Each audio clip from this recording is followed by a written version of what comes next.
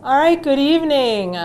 Welcome 10th grade parents. My name is Heidi Cosgrove, and I am the 10th grade counselor, and I will be sticking with your students until they graduate.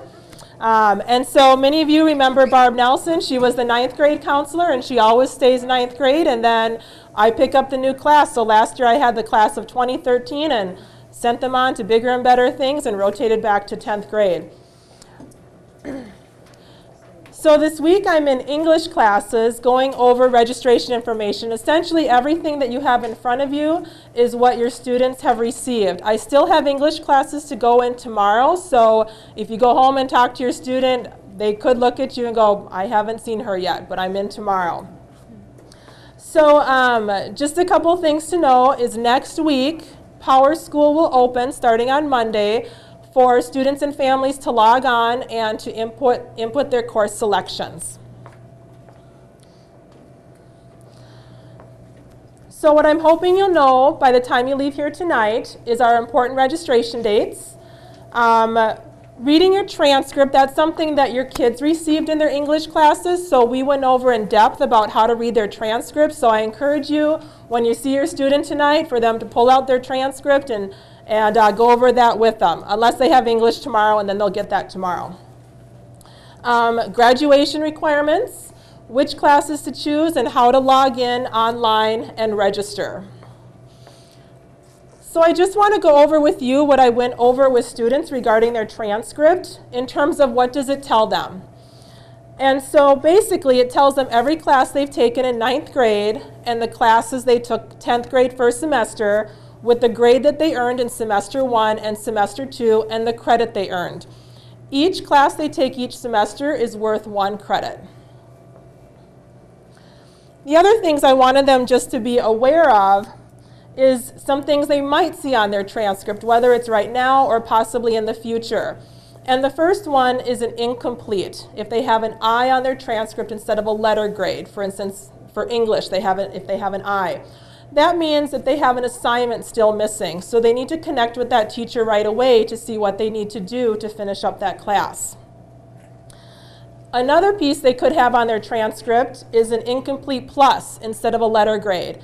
And that would indicate that they still have a book or an obligation or perhaps a fine on the book that's holding up that letter grade. And they should check in the student office if they see that on their transcript. It's something that I wanted students to be aware of because sometimes that happens even 11th grade. And last year I would have some of my seniors, they would still have I pluses on their transcript from like 9th or 10th grade, and that would hold up some of their sending out their college transcripts. So that was just something I wanted the kids to be aware of. We also talked about their GPA. That was something they were very, very interested in. And so they have the same PowerPoint as well, so they could take a look to see what their GPA is right now. That would include 2 semesters of 9th and a semester of 10th grade. Now some students, they're doing great. They're doing what they need to be doing in class, and they're getting their good grades. But I am getting a lot of questions from students on, can I still raise my GPA? So something we talked about is that they have completed 3 semesters of high school. Fall of 9th grade, spring of 9th grade, and fall of 10th grade. So they've done 3 semesters. Well, essentially, they have 3 semesters remaining before they start sending out their college transcripts in fall of senior year. So they have 3 done, and they have 3 remaining. So I asked students, well, how much of an impact do you think you can make on your GPA right now? 3 done, 3 remaining. Quite a bit still. Quite a bit of an impact on their GPA. I told them that where they could get in a little bit of a bind is if they're thinking, well, you know what, I'll wait until junior year because it's really junior year that matters. It's junior year that counts. And I told them it's all years that count.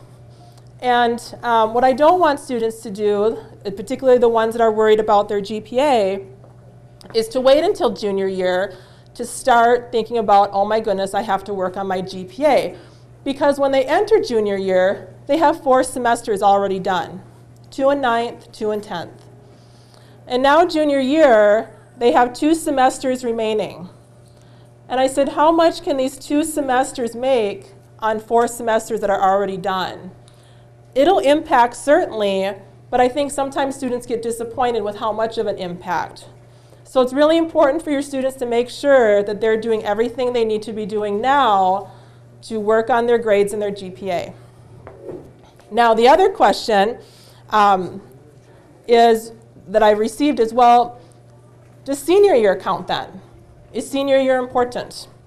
Well, I showed them a slide of one of my junior presentations to say senior year is crucial. It is absolutely crucial. All college acceptances are conditional, and they're conditional based on the successful completion of senior year.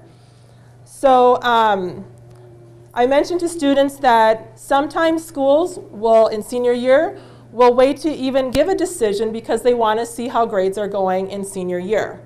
So I told them that slide that used to be years ago, kind of that thought, I said that senior slide is no more. That's kind of out the door. We talked about how there are certainly colleges that if students don't successfully complete senior year, that some colleges can rescind an offer, take away an offer. It can affect any scholarships, any grants, and things like that. So I wanted them to know way ahead of time that senior year is important. The other thing we talked about looking at their transcript is how many credits should they be at. And we talked about, in my perfect world, they should be around 18 to 21 credits. And how do I get that?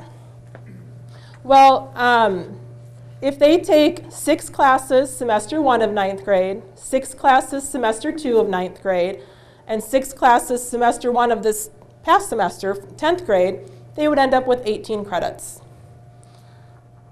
If they took 7 each semester, 9th grade, fall, spring, 10th grade in the fall, they would have 21 credits. So that's where I come up with 18 to 21 credits.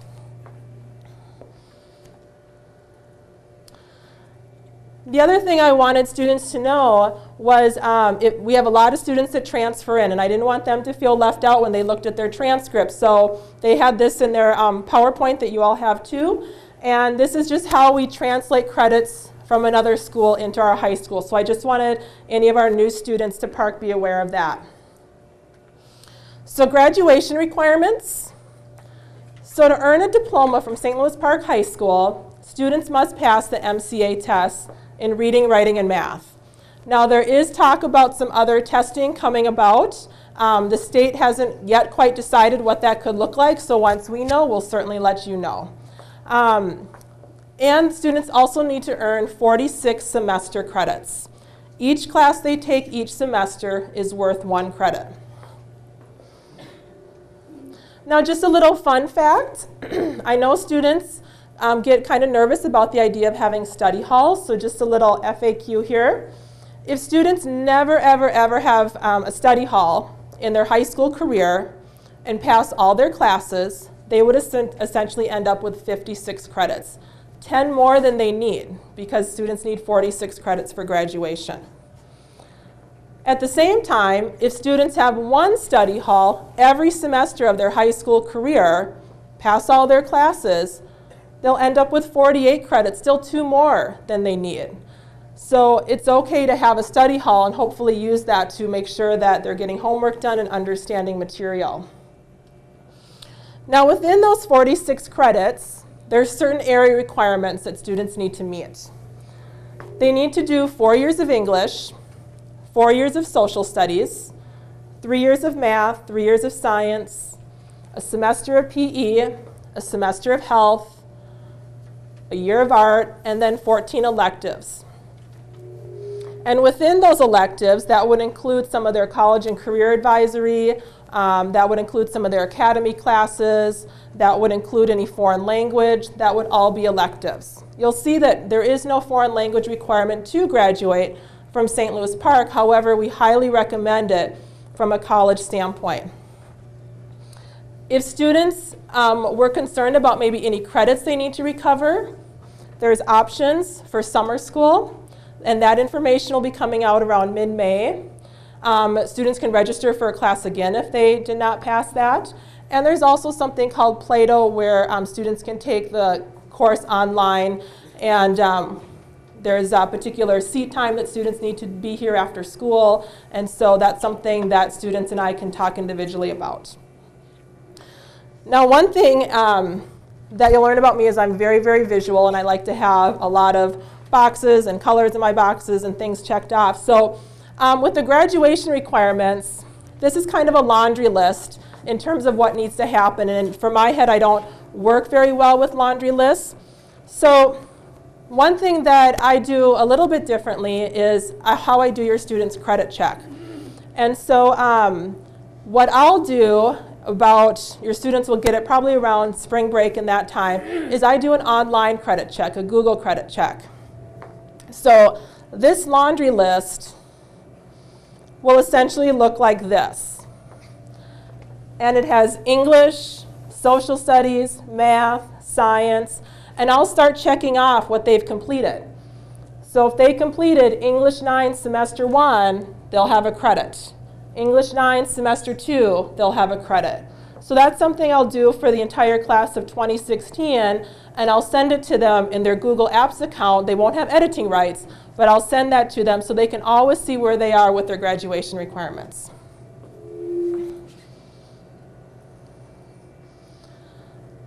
So looking at selecting classes, the new course book, and I don't know if any of you know Andy Wilkes, but he redid our entire course book, and it looks great. So it's right online on the high school webpage, and it's the opportunity for students and families to read the descriptions of the classes that they're registering for. I'm also going to have this information under my personal website on the high school page, just as another place to look for that. The other piece besides the course book is for students and families to be talking with current teachers. So for instance, checking with math teachers and asking, which level of math do you think my student is ready for next? Or checking in with the English teacher. Do you think my student's ready to do IB English? So the current teachers can be a wealth of knowledge in terms of what they've seen with your student and recommending a next level.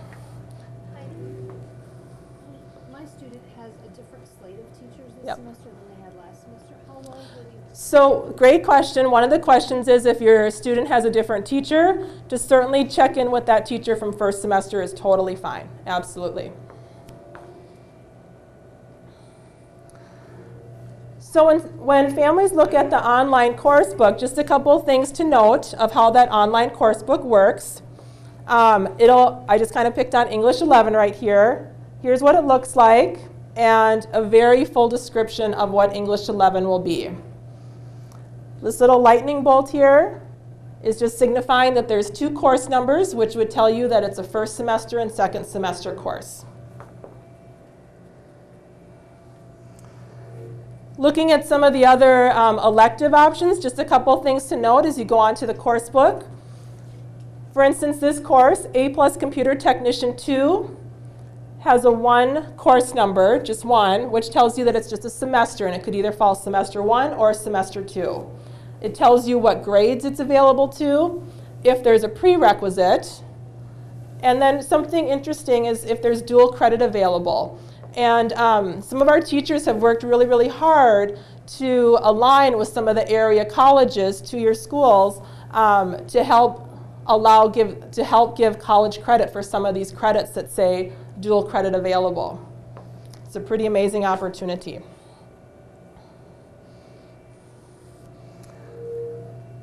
So looking on your blue sheet, which is the registration form, at the very top is just a reminder to log into PowerSchool and input the registration during the week of February 17th through the 21st. And students need to register between 12 and 14 credits.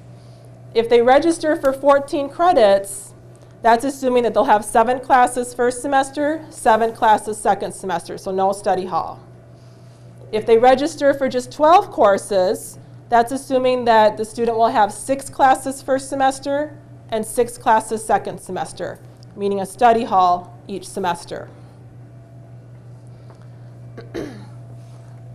So just a couple notes on the registration sheet. 1 box equals 1 semester credit. 2 boxes equal 2 semester credits, or what would be a full year.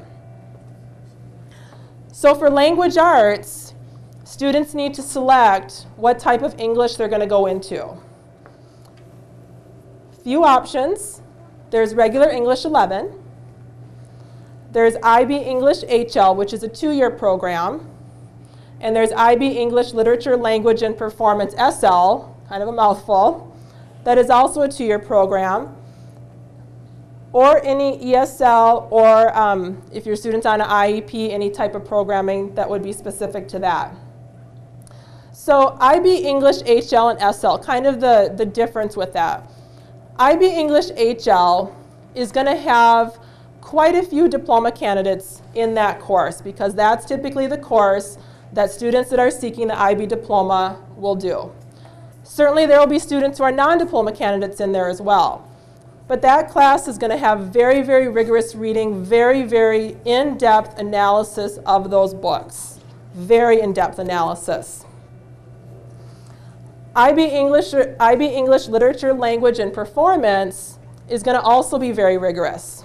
But they might look at different modes of literature, from newspaper articles to internet to tweets to books, and just kind of looking at what type of audience is writing going to be tended for. So it's still going to be very rigorous, but just a little bit more broad in the different types of reading pieces they do. Mm-hmm. I'm kind of confused because on the form for both the HL and the SL it says 2 years. Yep. So if you check the semester 1 and 2 for next year, then you are committing to do it your senior year? Essentially, that's what the English department is recommending, absolutely, is that if you are doing any of the IB programming, if it's a 2-year commitment, they are essentially assuming that you'll remain in that 2-year commitment. Yep. Looking at social studies, I would say most students in 10th grade are doing their world requirement. That could be regular world history, AP world history, or AP European history. So as an 11th grader, they need to do now their US requirement. And that could be regular US history, AP US history, IB History of the Americas, or if your students in any ESL programming, they would do some ESL social studies. So what are some of the differences with that US history? Well, US history is traditional, regular US history, still very rigorous. AP US history, think of AP as going over a lot of information, but not very in depth.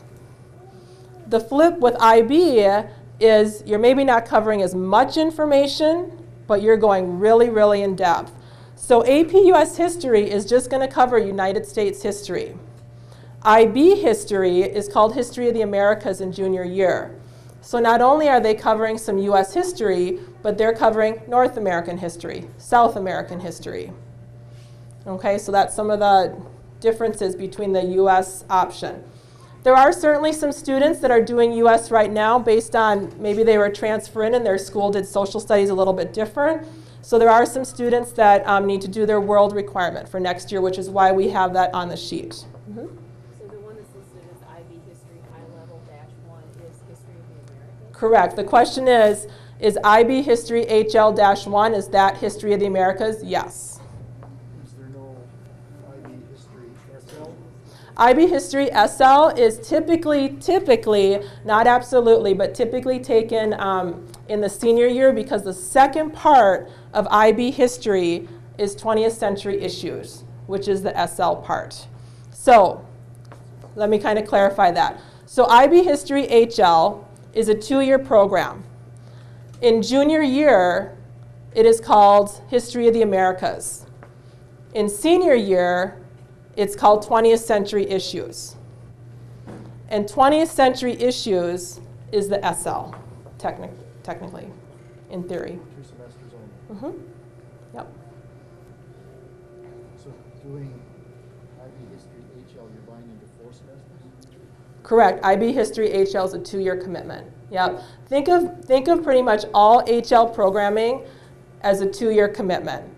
SL can also be a 2-year commitment. That's kind of sometimes different. Sometimes it's a 3-semester commitment. But all HL is a 2-year commitment.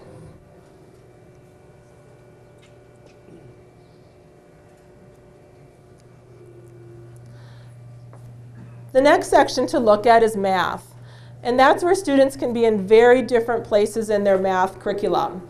So general rule of thumb is if students are in intermediate algebra, they would go on to geometry.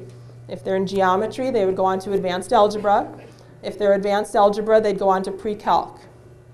One of the things the math department did, and it's a little bit of an eyesore up here, I apologize, but created a nice pathway online to kind of print out and take a look at where would your student be for the next math programming. Some students in 10th grade are in honors advanced algebra. And by being in honors advanced algebra in 10th grade, that essentially allows students to skip over a year of pre-calc and enter some of the upper level math courses. But they still can take pre-calc. They could. The question is, if they're in honors advanced algebra, could they still take pre-calc? They certainly could, especially if honors advanced algebra has just kind of been a little tricky. Absolutely, they still can. Best thing to do is to consult with your student's math teacher, either from this semester or last semester, and ask them, what's the best level for my student to go into for junior year? Yep. Yeah, the math section, what do the asterisks mean? The asterisks mean for intermediate algebra, there is more of a 10th, 11th, and 12th grade class for intermediate algebra, so that our upperclassmen can be in a class that's not necessarily with a whole bunch of 9th graders. And then pre-calc is something that they're hoping to do differently for next year. So if students are maybe struggling in advanced algebra right now, maybe they're getting C- or lower, the math department is looking into offering a more supported pre-calc class for next year. Explain the difference between, so if our child's in honors advanced algebra, and would probably do pretty well. So if she's interested in an IB diploma, where would she go? Because there's 2 IB classes listed, and there's an HL and an SL. These names of classes don't make a lot of sense. So can you kind of go through that a little bit? Yep, and I'm going to try and just be really kind of general overall because I know there's a lot of different specific questions, particularly as we're going from 10th to 11th. So typically, if students are in, let's say, honors advanced algebra right now and it's going well, their option for next year could be AP statistics. Their option could be IB math, HL, which is also the same thing as AP calc. So a lot of different options. And again, this math placement chart, even though I know it's not real helpful to read up here, will really help identify the next level of sequencing for your student to go into, as well as having that specific conversation with the teacher. If you're interested in doing the IB diploma, one thing that would be really helpful is to sit down with Greg Goddard, who is the IB diploma coordinator, to sit down and kind of map out what would your sequence look like of pursuing the IB diploma. So, and I know there was a meeting last night, and I do have some handouts that he gave me if anybody did miss that meeting, just talking a little bit more about the IB diploma. So the question is, they all are on the level of starting thinking about IB diploma. It's not like you had to do it in the 9th grade. It depends. The question is, is it something that you had to start thinking about in 9th grade to pursue the IB diploma? Not necessarily. It just kind of depends on how your student's doing, where things are at, and what level they can get up to.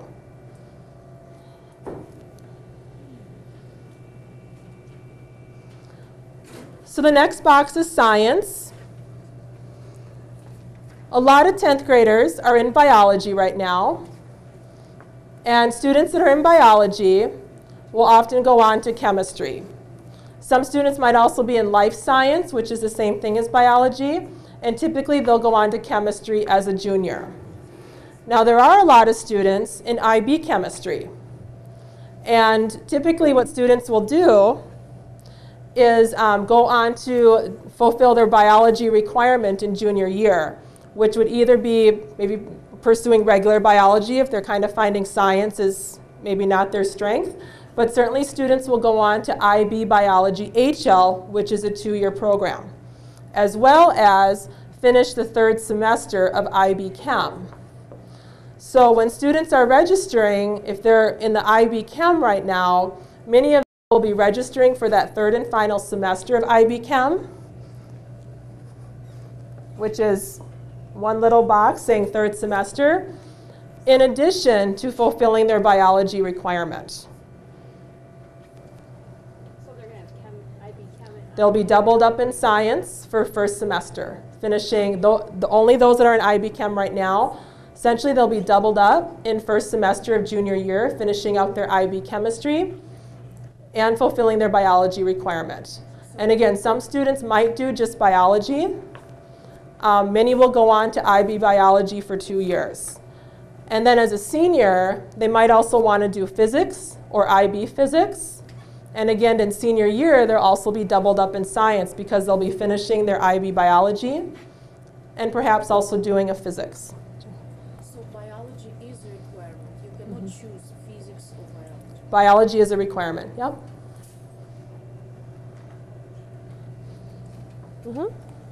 Are chemistry and physics required or just one? Right now it's biology, and right now the thought is with the state they're going to say chemistry. From a college perspective, I'm very old school. I really like the biochem physics route, absolutely.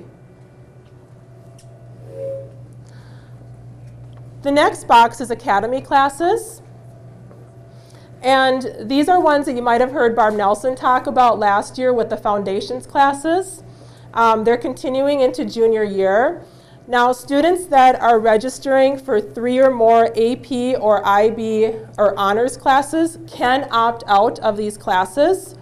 But I've already had students ask, well, even if I do want to take 3 or more AP, can I use these as electives? Absolutely, because they sound like really awesome classes. So if students are not taking more than 3 AP or IB classes, then they need to select one of those classes. I already made an error on the sheet under academy classes because the IB Sports, Exercise, and Health Science, SL, should have another little box right there because it is a full year class. Can students take more than one of these classes as electives? Absolutely, they certainly could.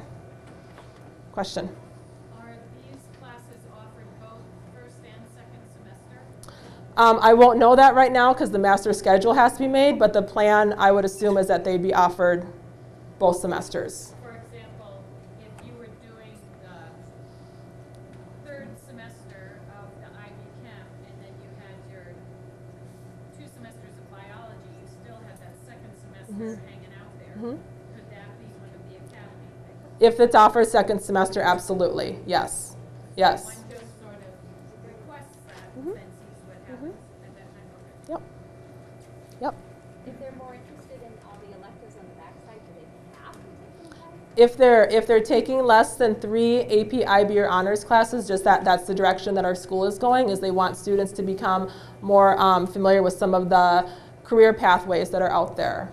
So, and they're going to be really great classes. And all these classes are what's called articulated. So working with the instructor of these classes, they'll work with students to potentially earn some college credit as well.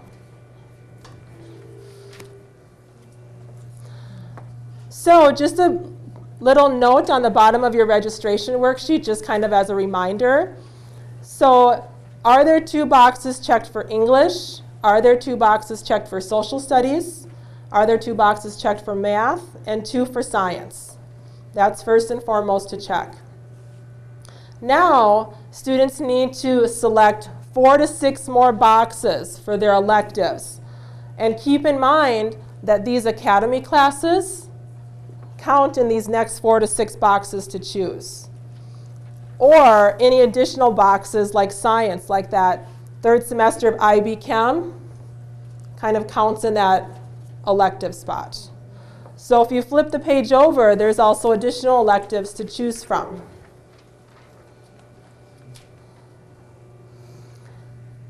And just a little note under electives, it's really important for students to be choosing their classes wisely, because at the end of February, our administration takes a look at all the course selections, all the number of students that are requesting those classes, and they will base staffing on those classes. So what gets really tricky is if students come in the fall and decide, well, I don't want to take pottery, I'd rather take photo. It's really hard to slide students in those classes if they weren't planned for. So some options for electives could be from art tech, business and computer science, health and phy-ed, the world language. Again, world language is not required to graduate from St. Louis Park, but highly, highly recommended. Other language arts electives, music, and social studies. Students have asked if they could register right now for Echo or EchoWan, the newspaper or the yearbook, and they certainly can. There's an application that goes with that. And if for some reason they do not get in, one of the pieces they'll need to do on their registration page, we'll get to that part in a bit, but they're going to be putting in alternate classes. So perhaps if one of their classes don't fit, if it's full, if something gets canceled, that we really look hard at that alternate section. What, I noticed the arts requirement. Which buckets here, which of these sections qualify as art? Question is for the art requirements. So any type of the music is going to fulfill the art requirements. That would be band, orchestra, choir. If in 9th grade your students were in the intro to art class that only 9th graders took, or the performing arts, these art classes up here will certainly count towards some of the art requirements. Some of Ms. Hatzenbeller's theater classes will also count towards the art requirements.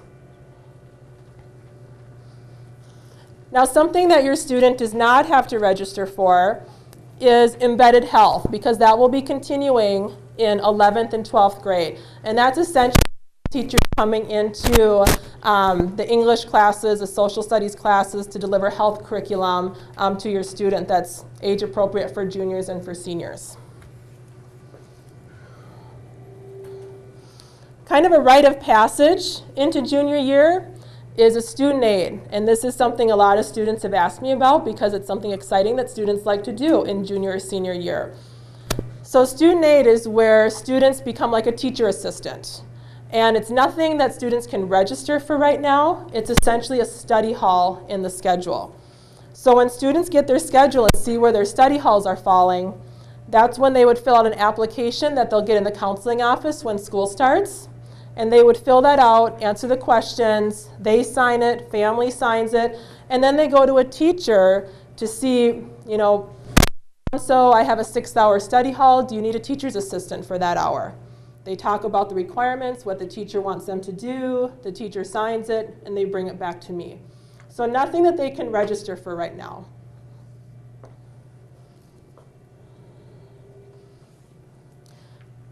Kind of what feels like another rite of passage for juniors and seniors is the idea of open hours, which is different than a study hall. So if a study hall happens to fall 1st hour or 7th hour in junior or senior year, they're able to get a study hall release form signed by the family to say you essentially don't need to go to your 1st hour study hall or your 7th hour study hall. It's just kind of luck of the draw of the computer of where those study halls fall. A lot of times students will come in asking, can I have my 1st hour changed to 1st hour study hall, or can I have my study hall changed to 7th hour? And unfortunately, with 1,400 students in the building trying to schedule, we're just not able to accommodate those particular requests. 5th hour study hall for juniors and especially for seniors, they seem to like that because sometimes they think there's an executive lunch that happens, meaning they can take all 4 lunches, and that does not happen either. For those of you that really like to plan things out, this registration worksheet is online. And I just typed these classes in. I just picked some random classes of what's typically in 11th and 12th grade. So if you'd like to be planful and kind of see, well, what would my junior year look like? What would the senior year look like? This is right on the website for students and families to kind of sit down and take a look at what would I take.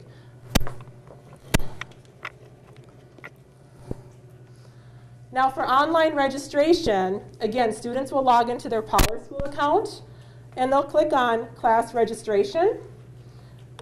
And it'll be right over here, and there's this little pencil right there. And so when they click on it, they'll see English, social studies, science, math, all of the area requirements. So they come over here and click on that itty bitty little pencil, and what will pop up are the English classes. So if a student's going to select English 11, they would select semester 1 and semester 2. And they'd go over here and click OK. Now I know students will come in and say, but Ms. Cosgrove, I can't find some of my classes. It's not on here. And there are going to be multiple pages, so they just have to scroll through to find the class, and the classes are in alphabetical order.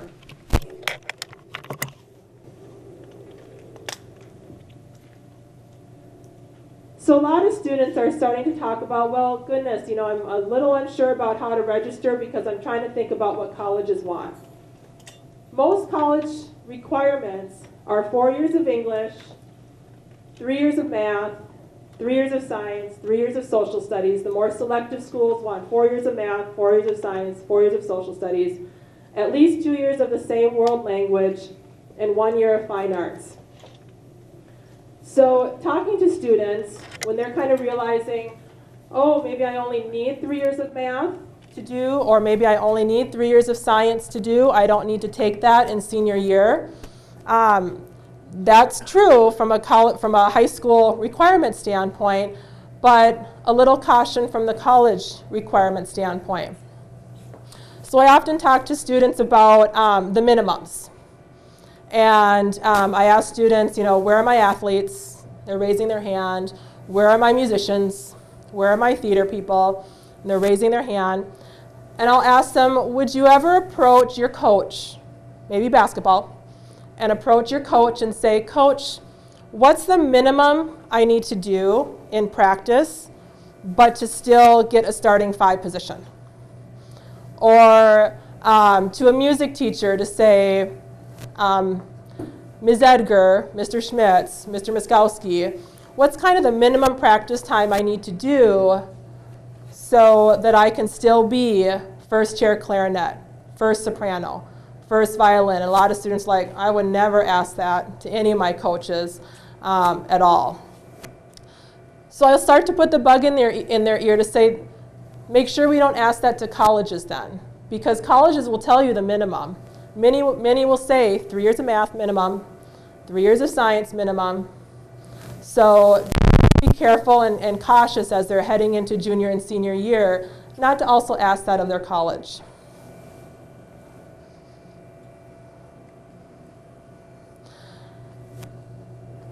Another big question is it better to take more regular classes to get more A's, maybe more B's, or to take AP IB honors classes and maybe get a C, maybe get a D?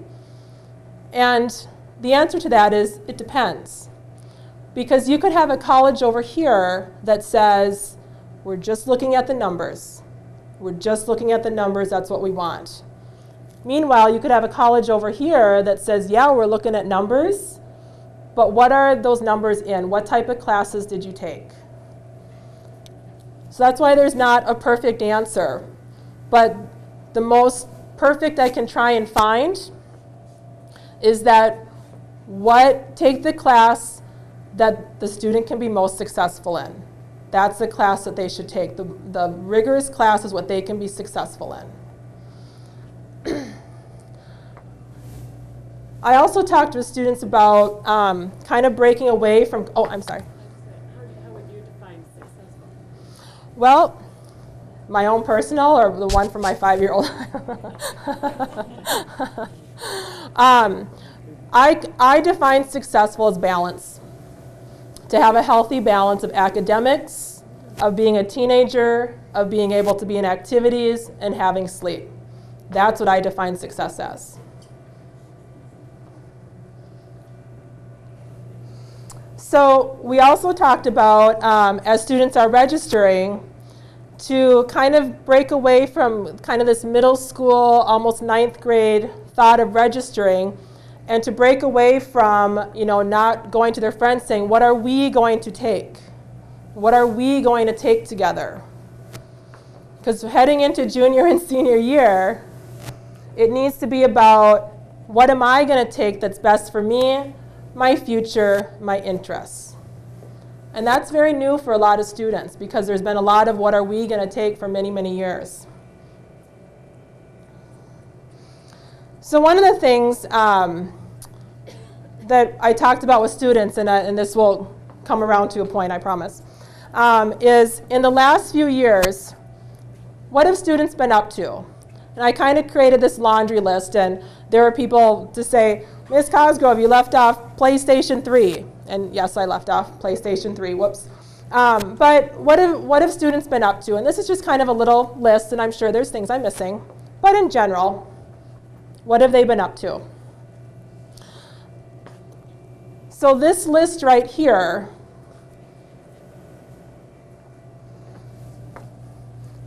is right here. And what I mentioned to students is here's what's coming on your plate. Some of it might already be here, and this is also in your handout. Some of it might already be here, but some of it's coming. So here's what's going to be added to the plate as we enter junior and senior year. More advanced classes, maybe volunteering, taking more leadership roles in sports and activities, concerned about colleges, how to be planful, ACT. And over the next 850 days, this is what's coming for many students. And in 850 days, give or take, that's when graduation is. The look on students' faces when I mention that is priceless. So we talked about balancing the puzzle, balancing life. Picking classes that offer challenge and rigor while also balancing health and wellness has got to be #1 priority. Talked with them about a little bit about academic sanity. Again, registering for classes that the student can be successful in. It doesn't mean they have to do all AP or IB classes. It doesn't mean about what are their friends taking. Understanding the difference between ability and balance. Students might have all the ability in the world, but what else is on their plate? What else is happening in their life? Because a lot of students, again, are going to be taking on much, much more in these next 850 days. So just being mindful of that. And challenge without overwhelm. Again, colleges will say to take the most challenging courses that you can be successful in. Some students don't consider a B success. Some students consider a B very successful.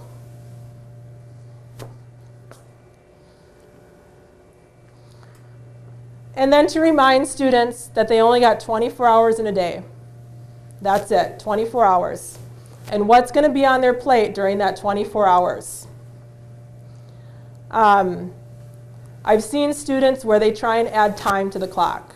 They try and add 30 hours to the clock. And they're doing so by giving up sleep, giving up activities, giving up family, giving up friends, and just for students to be really, really cautious of that. So they're not leaving high school feeling already burnt out before they get to college.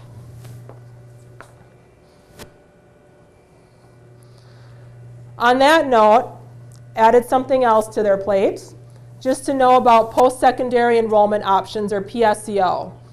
So essentially what this is students applying to local area schools, and our top 3 are Normandale, MCTC, and the U of M. So applying to those schools and seeing if they can take some of their high school credits on the college campus. And we will have informational meetings about this March 4th and March 11th, every class period, for students to come down and hear the in-depth process that it does take. I'm also putting together a podcast of a specific PSEO presentation that the kids will hear, but I'll also put that right on my website for you to hear as well if you'd like to. So an example might be A student might, instead of taking their English here, junior year, they might take it at one of the area colleges. Or instead of taking AP Psychology in senior year, they might take General Psych at one of the area colleges. So PSEO is a very in-depth process. I just wanted you to have a quick awareness of it and to know that students can come and hear more information, and I'll have a podcast right on my website in the next couple weeks. Yep. What percentage or number of courses can they take through this? The question is, how many courses can they take PSEO? It depends. It depends on the school. Typically, more of the public schools like Normandale and MCTC and the U of M will allow students to go full-time if they want to.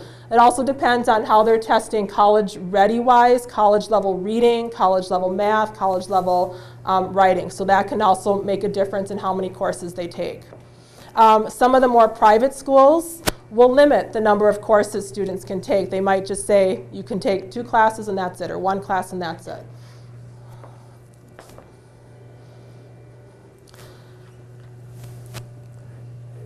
So I asked them and said to them, boy, I hope you have more questions about college because I love to talk about the college piece. And so we're going to be back in their classes sometime in March, probably around spring break. Because their plan results, we want to give them back, which is that pre-ACT test that they took, I think it was December, right around there. I want to start getting them familiar with ACT and SAT, beginning the college search, talking about the fit of college, talking about scholarships, and getting them logged back onto their Naviance account. So after this presentation, if you would love to hear me talk some more, I'm going to be up in C350 to talk about 20 more minutes about a little bit more college information that I would love for sophomore parents to know. If students or families have any questions, I'm still in classrooms tomorrow presenting, but on Thursday and Friday, students, families can come in at any point during the school day if they have any questions. They can email me, they can call me, that's not a problem. And then next Tuesday and next Thursday, all the counselors are going to be in C153 to answer any more last-minute questions that students and families might have, or if students still need to register, we'll be in the computer lab if something happened with their computer or internet, that we'll have a space for them to also register.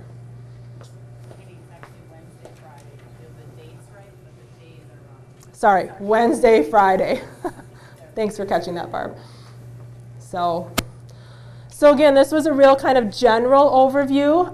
Again, if you have specific questions, maybe about pursuing the IB diploma, I do have copies of what Mr. Goddard handed out last night, but I would definitely encourage to have a conversation with Mr. Goddard about kind of the planning of what the coursework would look like for the IB diploma in junior and senior year. So any questions for the Graduation requirements, there are 2 credits for art and 14 for electives. So arts are electives or they are not electives? What are the requirements, 2 credits of art? So the question is the requirement of 2 credits of art. Am I understanding that correctly? The art requirements? So the 2 credits of art or 2 semesters of art could be in any type of music programming, band, orchestra, choir. Perhaps the student in 9th grade did the intro to art or performing arts. That would also count towards one of their art requirements. Any of the paintings, potteries, art electives in the blue box, that would count towards their art. And some of Ms. Hatzenbeller's film and theater classes also can count towards the art. Theater will count. Mm-hmm. IB film will count. That's my understanding, yeah. Because they Yeah. Yeah.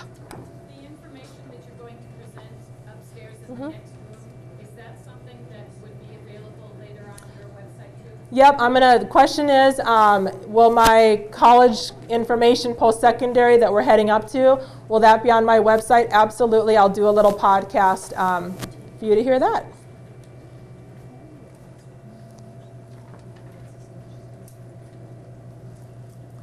Other questions?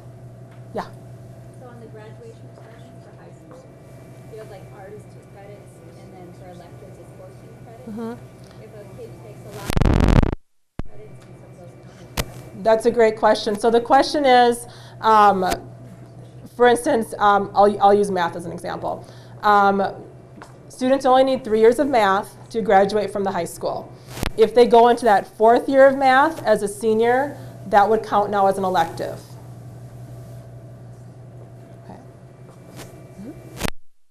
Just wondering what are the options for history or social studies as a senior if they take? So the question is, what would some of the options be for a senior social studies?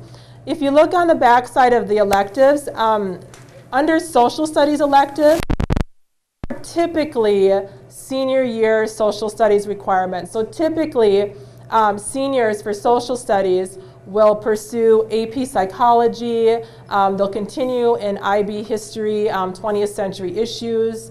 They'll do geography and econ, or maybe an AP econ.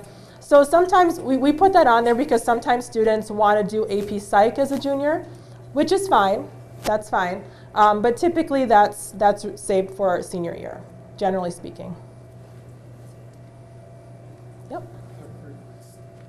In under science, is just biology offered to seniors also? Biology can be taken in senior year if students need to. Yeah. IB biology. A mix of juniors and seniors. Yeah, regular biology tends to be just 10th graders, generally speaking. And chemistry, regular chemistry tends to be junior year. Now the IB biology, HL, is junior, senior year.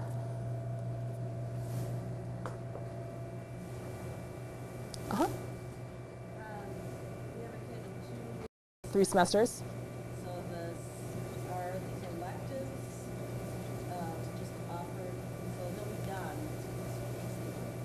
the early part of the year? Mm-hmm. The late part of the year, they have to take study halls So the question is, if students are taking like their 3rd semester of something, perhaps 3rd semester IB Chem, 3rd semester IB Film, that would all kind of clog up, if you will, 1st semester. And so then 2nd semester, that's hopefully when some of the other elective options or perhaps a study hall could come in. Does that help? Yeah. Okay.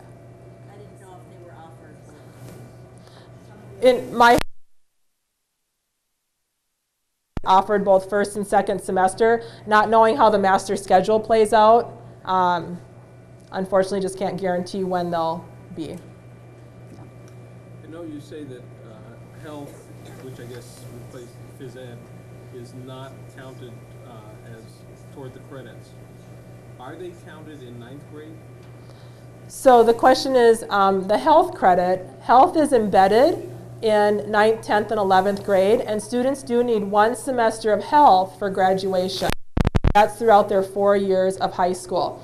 So we have students that have come from other schools, they might have already done Health 9, which that's fine. They're still going to be part of the embedded health in 10th, 11th, and 12th grade. Or maybe they didn't get the embedded part in 9th grade for whatever reason, and they'll just work with that health teacher because a lot of those assignments are right on their Moodle site. Do they need 1 year, 2 credits worth? 1 semester of health. 1 semester? Yep.